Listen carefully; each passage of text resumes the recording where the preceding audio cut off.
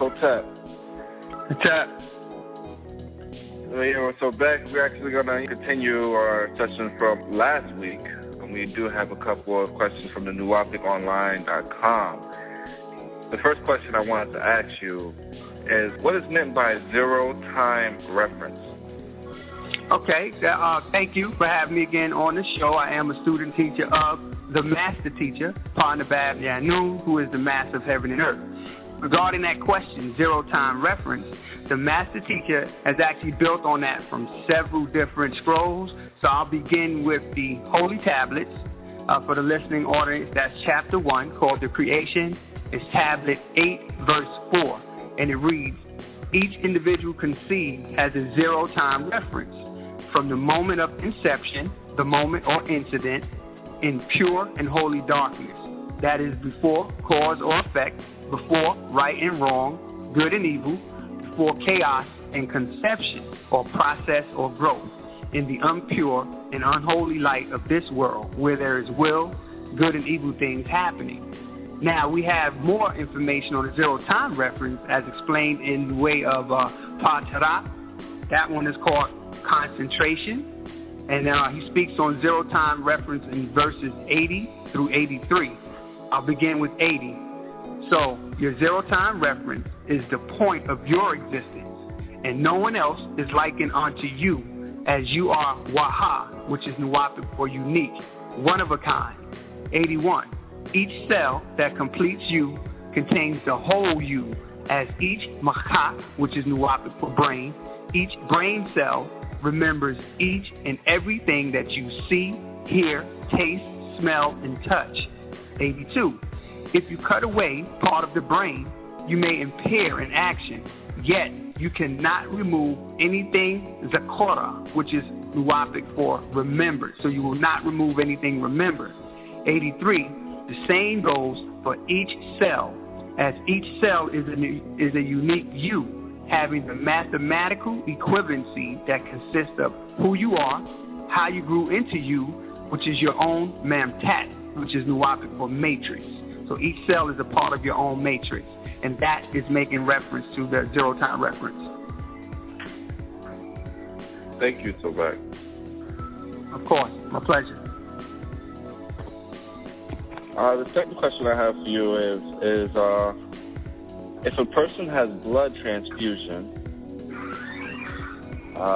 does the spirit die, or do they get a new spirit?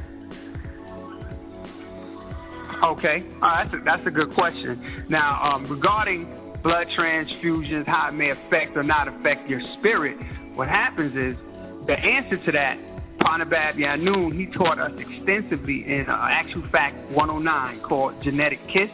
I suggest anyone that's listening, if they're able to get that book, just read it in its entirety so that you can digest that. However, I can drop a few verses from that particular actual fact.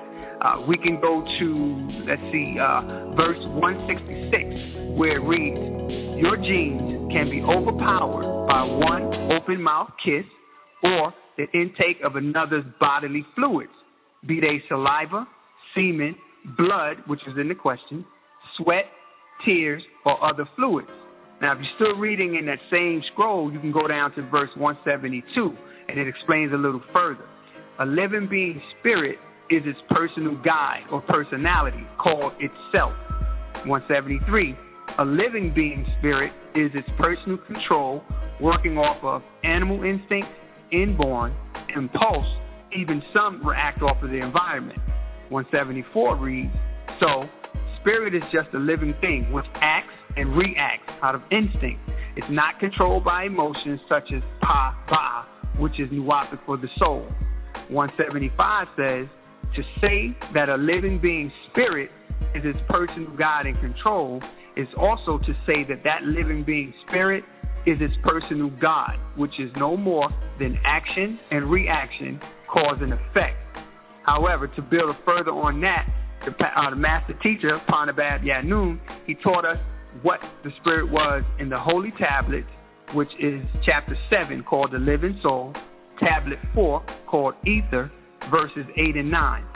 8 reads, the spirit is in the blood. The blood is liquid. Verse 9 reads, the spirit acts. See, there's movement. It acts as a spark that ignites the life in the blood. So when you get a blood transfusion, you're taking on that other being's, his DNA. You're taking on their genetics. You're taking on all of what they have going back through their entire genealogy. Because the life or the spirit is in the blood and the life is in the blood, you then will actually merge with that person and take on their characteristics. So yes, your spirit doesn't die per se, but you will get a new spirit, which is a combination of your existing spirit plus that new being's transfused blood into your system. So you become a part of them. And whichever one is stronger will eventually dominate. So you're definitely saying that the DNA and genetics are affected by this. Right. Yeah, the DNA and the genetics of that person will absolutely be controlled by that. Once you share or just come in contact with the next person's bodily fluid in any form or fashion, it's going to affect your DNA. And it's usually, the results of it will most prominently be seen in the offspring. Okay. And question number 3. What is the reason for the sun to alter gene orientation as mentioned in actual facts?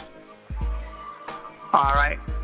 That actually is when it talks about the sun altering your gene orientation, that information is taught to us by Paa Nabab Yaanuwn in actual fact number 22.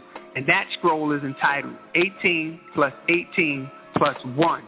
The 37 genes of the mitochondrial DNA. We built out of this scroll a little bit last week. But that's coming from verse 157, 157, I apologize. It's 157 where that question is actually written verbatim.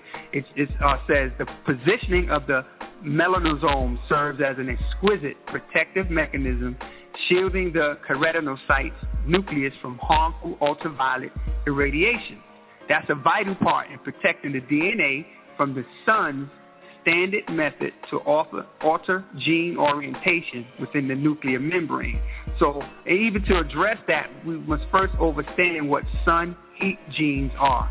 And the master teacher taught us, and my brother the extraterrestrial, we can begin on question 18, which says, what are Karadu Shalal Re'e, which translates simply as children of the sun. So it says, we are all children of the sun. Yes, that's right. 9 ether sun produce the black race.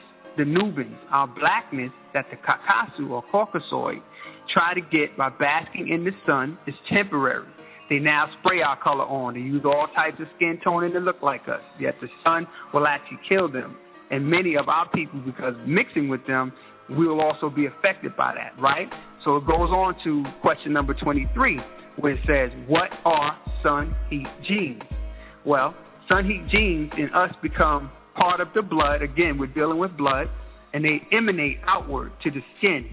And your sun heat genes burn the skin black, even boil if you're cut, such as a keloid, that only Nagaru or Negroids get.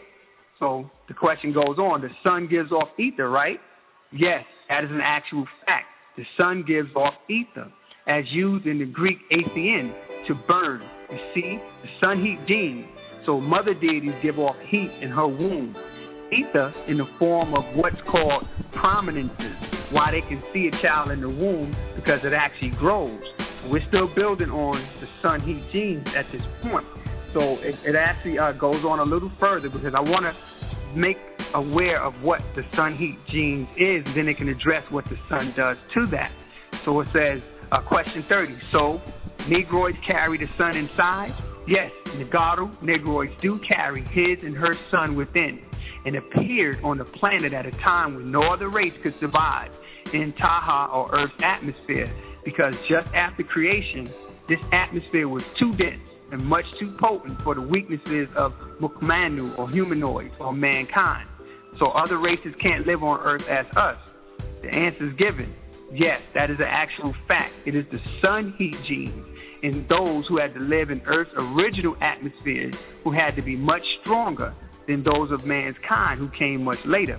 So the sun heat genes in the Africans were so dense and potent in your bone marrow and reproductive system, which is why you have more children or offspring than others of mankind. So now understanding the sun heat gene within us as the root race on the planet as well as what the sun does, we can go back to the original scroll of the 18 plus 18 plus 1, the 37 genes of the mitochondria. On verse 155, in part, it says, as after centuries of mixing, the most brutal genocide or death of the genes of the pristine purity of the Nagaru DNA, some Nagaru have an abundance of a pheomelanin as well, giving them freckles, reddish, ginger. It talks about the complexions that we have by way of this sun heat gene, right? It produces the richest and the darkest hue. So verse 156 says, these melanosomes travel from the melanocyte up and throughout the lower epidermal cells, entering and moving about the cell until settling in a position above the cell's nucleus. Why would that happen? Well, verse 157 goes on to teach us this positioning of the melanosomes serve as an exquisite protective mechanism, protecting us, shielding the keratinocytes from nucleus from harmful ultraviolet radiation. Now, the sun's standard method to alter the gene orientation is the ultraviolet irradiation. So we have a coating that's on us that was given to us by the Natharu that protects us from that.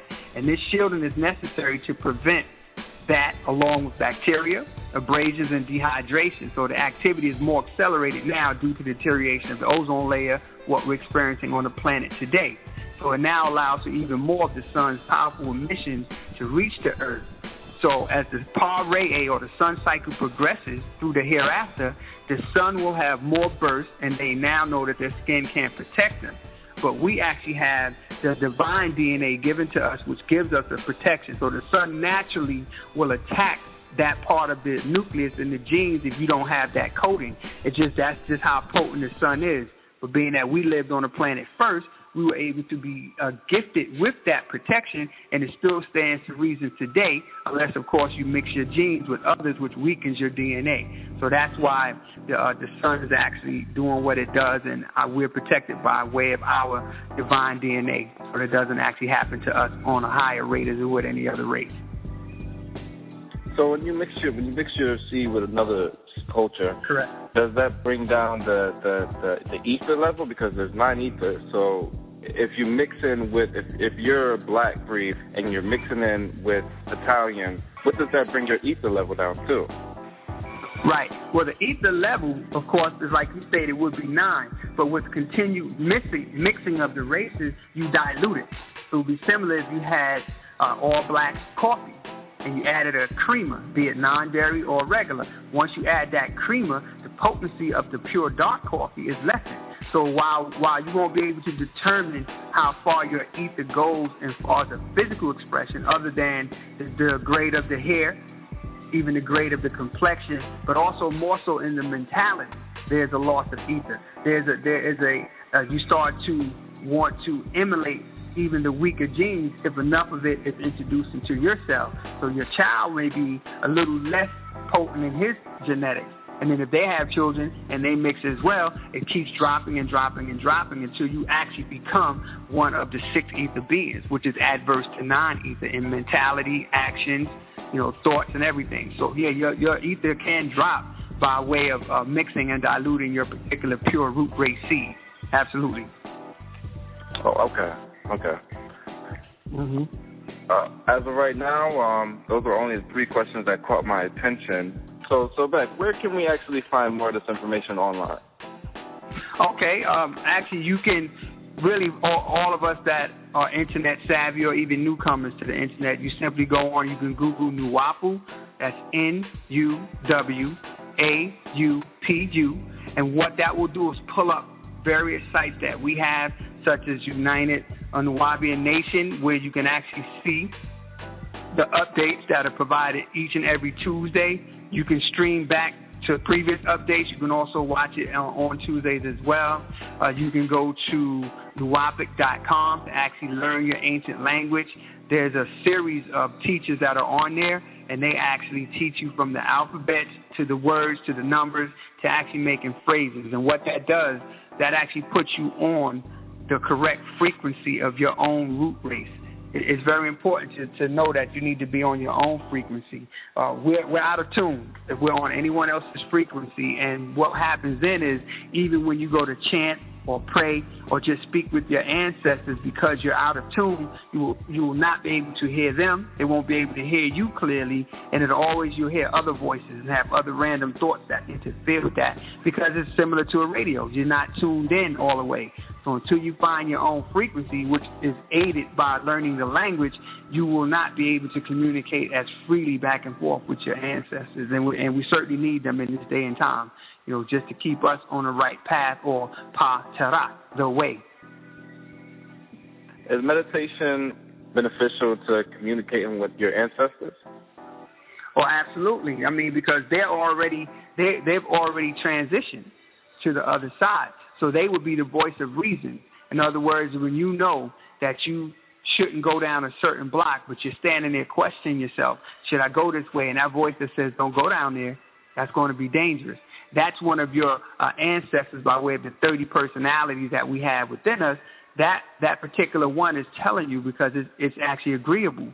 So it's telling you, don't go down that way. But when you verse it and think, I'm still going to go that way, then you know that may be one of the ones that's not for your benefit.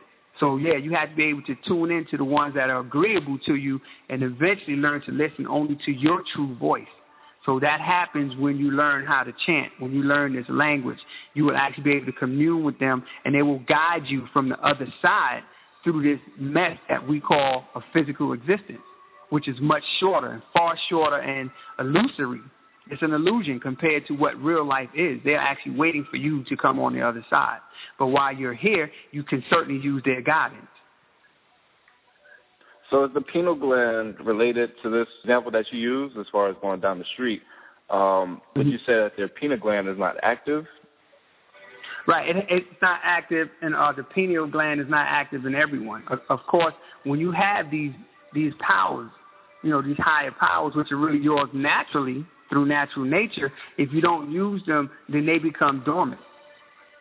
It's very similar to like if you just don't use a muscle, it no longer works for you. So we need to go ahead and regroup and sharpen up all of those senses that we have, all of those brain synapses, those sparks of intuitive intelligence, moving on to outintelligence and outformation. You can't access that if you have become densified by being on this realm and living outside of your natural nature. So the whole doctrine is the cure for that. With Wunuwap, you now know who you are as the root race, and you begin to utilize that mindset. That's called nine mind. And once you're using nine mind, you're thinking clearly. You are, you're not. People say you're insane, but that's not even the correct description for what's happening, because insane actually infers you're inside the state of sanity. We're not. We're out sane right now. We're out of our mind, many of us, simply because we're not utilizing or working with natural nature. There's a penalty for that. If you don't work with natural nature, it will not work with you. Therefore, you will find yourself in certain unagreeable or unpleasant circumstances that you can never seem to get out of, as long as you're utilizing an alien force to reach out to. In other words, you're praying to a deity that was given to you by the oppressor. So that can't possibly work for you. How could you have a deity or call on a deity, a colorless deity? How can they help a person of color? That's just not right knowledge. Sure, definitely. All right. So I guess that sums up this session today. As everyone heard, all listeners, you know where to get the information at. Just simply type in Google Nuwapic online, and it will pop up. And you can also visit for any of Dr. Malachi Z.K. York books. You can actually visit breakingthespell999.com. We are now open for business. You can also find videos, scarves, all kinds of products. Just simply visit the website and you will see what is available. With that being said, if Sobek wants to close with anything. I just want to briefly say thank you again, for having me on. It's my pleasure building with this particular doctrine. It's ours. And, again, listeners, if you can, next time call in. If you have questions, you can also, reach out, and we'll do our best to answer them. Paa Nabab Yaanuwn is the master of heaven and earth, also known as Malachi Z. Kabina York. I definitely profess he is innocent, and he will be home with us soon. And again, my good brother, as always, thank you for having me on.